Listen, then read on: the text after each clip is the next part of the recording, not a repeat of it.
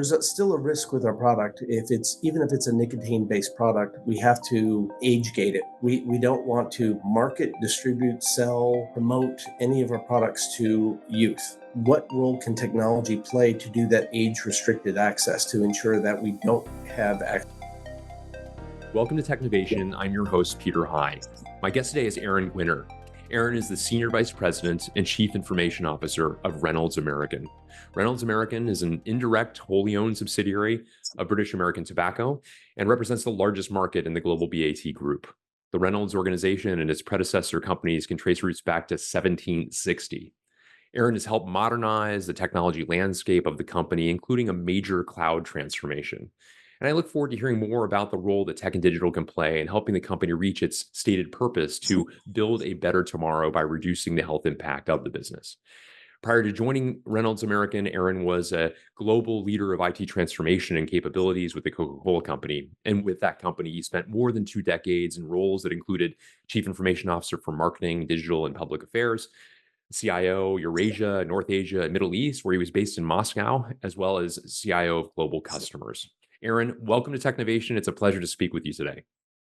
It's great to join you.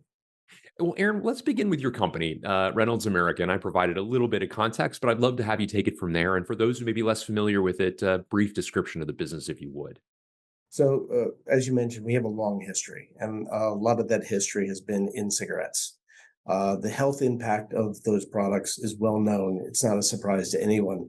What I found surprising when I joined the company is the strategy of trying to reduce the health impact of our products. So there's been a lot when I joined 5 years ago, moving into these reduced risk products that don't have that combustible component of a cigarette. It's still addictive. Nicotine is still an addictive substance. But if you can at least remove some of the higher risk components and go down that risk continuum, that's the stated strategy of the company, is move away from cigarettes as fast as we can into things that reduce the health impact to society.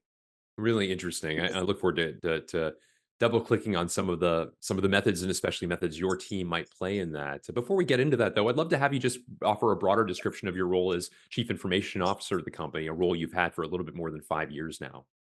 Absolutely. When I joined, I think part of it was a little greenfield. The CIO role is always different wherever you are. And in this space, I think as a company, we were probably 10 to 15 years behind every other major CPG company that you know. So coming in, the ask was, if we want to transform our organization, what does that look like? So stepping in, that included all the typical back office infrastructure, IT services. But the real focus was, how do we invest in our front office capabilities, supporting our consumers, our customers, while also making it a better digital experience for our employees. On top of that, we also have a shared services, we call it Global Business Services. My job is to look at how can we augment through shared service capabilities all of our functions within the company. So that's kind of the realm span of control for my role. A great overview, and certainly sounds like a broad purview as you described it. Well, I want to get back to some of what you described in terms of your initial thoughts about joining a company in the tobacco industry, and some misgivings you might have had. I know you have even a family history associated with that led to some of your hesitancy initially. But you and I have both described part of the reason why you were encouraged upon getting to know the organization better. Can you talk a little bit about your own thought process and its evolution to the point where you said to yourself that this was an opportunity worth pursuing? It's a story I've had to tell quite a few times because a lot of people ask, was that your goal, is to go work in tobacco? And it wasn't. That when they reached out to me, I thought, my father was a smoker. I smoked many years ago. I never wanted to smoke again. And is this an industry that I'd want to work in? And the recruiter said, I just want you to talk to the CEO. And if you don't like it, move on. And I had a chance to spend 45 minutes with the CEO at the time. And he really sold me on that vision of, I'm an ex-smoker as well. It's a tough thing to quit when you have an addictive substance like nicotine. But if we could help society give them alternatives that reduce that risk, instead of saying, I see the problem and I complain about it, that chance to participate in the transformation, probably one of the biggest transformations of an industry I could imagine, and be part of solving the problem instead of just admiring it or criticizing it. So I joined, and the commitment and the culture within the company is absolutely fantastic. And seeing everybody committed to that joint vision of where we want to go and see the progress over the last 5 years, I think we're at 20% of our products are out of the traditional part of our business. And as long as we can keep supporting and accelerating that migration and the role that IT can help facilitate and play in doing that, that's what I love about my job.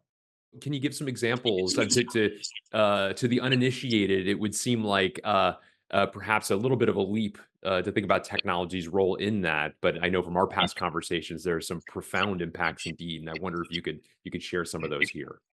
So there's still a risk with our product. If it's even if it's a nicotine-based product, we have to age gate it. We don't want to market, distribute, sell, promote any of our products to youth. So what role can technology play to do that age restricted access to ensure that we don't have access to our products through people that are under 21? That includes all of our websites, making sure that they're not just are you 18 or older, but have to verify your identity and verify your age. Before we sell a product, how do we make sure that we're restricting access to those products?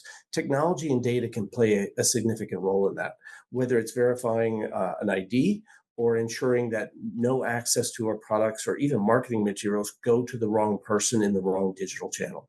So we've invested a lot in really focusing on our marketing and our communications to existing smokers. How do we transition them into those other products that might be lower risk? Digital can play a huge role in that. We also have to be careful that we're not trying to target acquiring new consumers. This is really a focus of transitioning an entire industry away from cigarettes into multiple low risk products, including, I think it was in the last month, we launched a zero nicotine product. So slowly what you can do is go down that risk continuum if you have a portfolio of products that offer lower risk to existing consumers. Ideally, you'd want somebody to say, I want to do no nicotine anymore. But in many cases, it's not realistic. You have to work them down that risk continuum. Remarkable the story to hear someone talk about the uh, pivoting people away from the traditional products to even discouraging them or finding ways not to encourage others to join the cohort of smokers. I think it's a fascinating story that you tell. And I want to can you talk a bit about some of the, you said 20% of the company roughly or 20% of the revenue, I beg your pardon, is outside of the traditional products. Can you talk a little bit more? And you just alluded to some of those as well. Can you talk a bit more about what the substance of that 20%? So the most common opportunity that we have is to move people off of cigarettes onto vaping. And that's been around. I think we're 50% of the market today in the legal space. But we also have something called modern oral. It's a pouch that has a slow release of nicotine. You can put it in your lip, and it doesn't have tobacco. It doesn't have that the burning, so it reduces the risk of the product significantly. But we're moving into zero nic products if you want the experience, but you don't want the nicotine. And we're looking at doing innovations and piloting things in other areas, including beverages and other areas that might give people that sensorial experience without the risk of nicotine or other bad components of the product. Fascinating, Aaron. I really appreciate that overview as well. I want to move to the cloud migration that I mentioned at the top as well. Mhm. You have a stated goal you've described to me of achieving 100% cloud penetration. I think it's in the next year. And talk a bit about that journey from where you began to where you are to where you're going in the not too distant future, and the importance of reaching the milestone in your from your point of view. So 5 years ago, when we set our strategy, what I think everybody realized is the most important asset companies have is data. And we had data, probably far more data than I had access to at Coca-Cola. but it's in silos and it's in different cloud hosting services. And we couldn't get the power of aggregating that data together to get insights on the company. So, as a foundational step, we set a vision of where we wanted to be in 5 years, which is 100% cloud. But that was a foundational component to enable the insights that we needed across the supply chain and across the organization. So, first step is laying the foundations, and we will be 100% in by second quarter of next year. We went from 0 to 100 in 5 years, which feels a little slow, but the amount of effort and time it took is incredible. But the value of it is not just cost savings and moving to the cloud. The value is we now have streamlined access to information across our enterprise, cross functions. We can see from sourcing our forecasting of manufacturing all the way through distribution and have touch points across the silos. We never would have had that if we would have been in the same technology footprint that we were 5 years ago. And you allude to some of the advantages of this from a data perspective, going from disparate sources, different reservoirs of that data that perhaps didn't speak to each other, to now being able to have a more comprehensive data strategy. Can you talk a bit about what you see as some of the value you will now derive by having cleaner data, by being able to leverage it in ways perhaps that would have been impossible given uh, some of the issues of the past? So I'll give you three different examples. So starting all the way back at manufacturing, with the data that we have available today, we can reduce waste significantly through our process because we know waste can be producing too much product and having it sit on the shelf. It can be not having enough ingredients to make your product and now you're out of stock, or you're just wasting materials inside the manufacturing process. We've got a system that has significantly reduced waste, helped us on our sustainability goals, and it feeds into the rest of the life cycle of our sales through marketing and forecasting. If you flip over to finance, well, we had a number of quarters where our forecasting wasn't very accurate. And if our financial forecast isn't clear, our manufacturing process can't be clear. Over the last 6 quarters, we've been 95 to 99% accurate on our forecasts. That has driven a significant improvement on our cash flow and waste within the organization. And that's an AI predictive model that we've worked with finance and our manufacturing teams to develop. All of those aren't seen as IT as a cost center. Those are enablers to drive value within the business. Really great examples and very specific ones. I really appreciate you sharing some of those as well.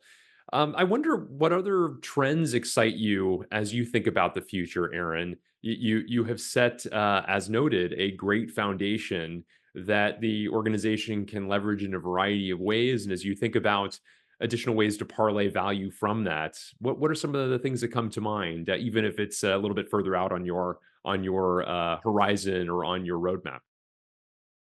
So I'll tell you the good and the bad. The good, which a lot of people are working with Gen AI right now, we're taking a very slow, methodical approach to how can Gen AI impact the business. So instead of jumping in and investing, $1, 2, $3 million in, let's go roll something out, we're spending a year learning within the company. How do we learn what the capabilities are, what the opportunities that it can really drive business? And while we're not there today, I think in 1 or 2 years, Gen AI is a huge opportunity in multiple areas of the business. We're starting with employee productivity, things like Microsoft Copilot. If you can make it easier for an employee to find the information they need, to take action on that information, and have high quality in the data accuracy, that's going to be a game changer for efficiency within the company. So that's the easy part to start with that we're learning. The longer term thing that we're looking at is how can I automate actions on those insights as well, not just find information, but if I could use Gen AI to find where am I having issues with delivery of product, it comes back, not only tells me what the issue is, but I can automate the actions within forecasting and the supply chain to take action against it versus people digging through spreadsheets. We've done some amazing use cases, not production. I'm not ready for it yet, but I truly believe that's going to have the biggest impact on our organization from not only productivity through the supply chain and employees, but once you can start engaging consumers with one-to-one, more personalized information based on their consumer journeys, again, you can get far more effectiveness out of your digital marketing spend if you, instead of doing spray and pray, you do one-to-one interactions with your customers and your consumers. The other side that I said scares me still is the escalation in cyber. It's always been there. We've had, that's always been a challenge for the IT industry since I joined 30 years ago. But I see an acceleration in the challenges, the different touch points within your organization where cyber and defense is really, really going to be critical.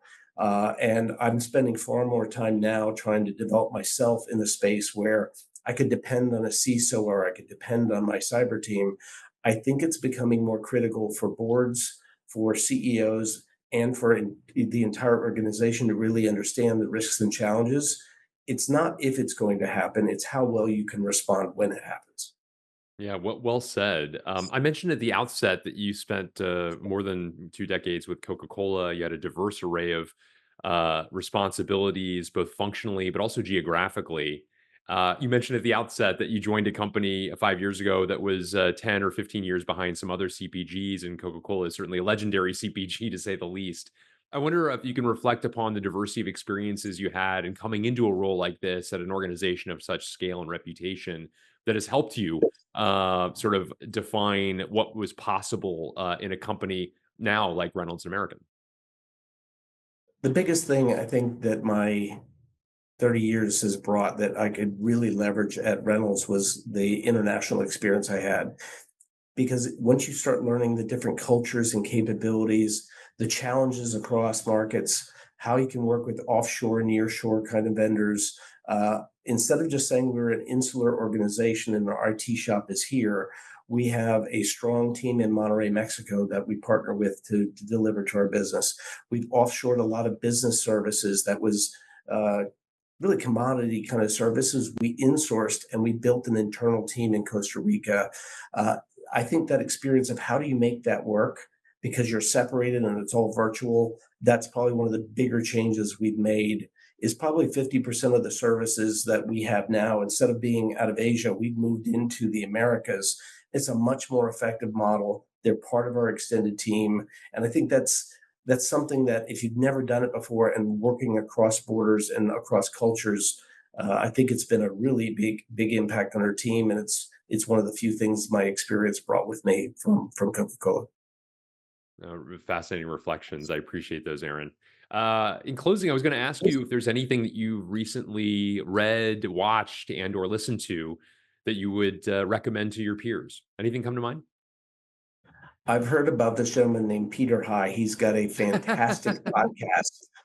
And I'm not joking. After you presented at the conference, I quickly started listening to the podcast.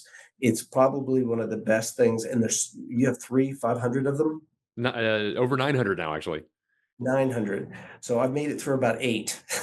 But honestly, I even recommended it to our CIO group here in North Carolina. I think it's a great resource to see not just the key learnings from an individual, which you may see at a conference, but the depth and breadth of topics and people you've spoken to, I think is fantastic. So I would say that's what I've spent most of my time in the last month is starting to dig into some of your podcasts. That's very kind, Aaron. The check's in the mail for that. But no, all kidding aside, I'm deeply gratified that you would say that, and I'm also deeply gratified that you would take time to speak with me today to talk a bit about the remarkable transformation of a company that's older than the United States itself, and the remarkable things that you are doing to help the organization with its purpose, as stated earlier. It's been a great conversation. Thank you so much. Thank you. It was a pleasure to join you.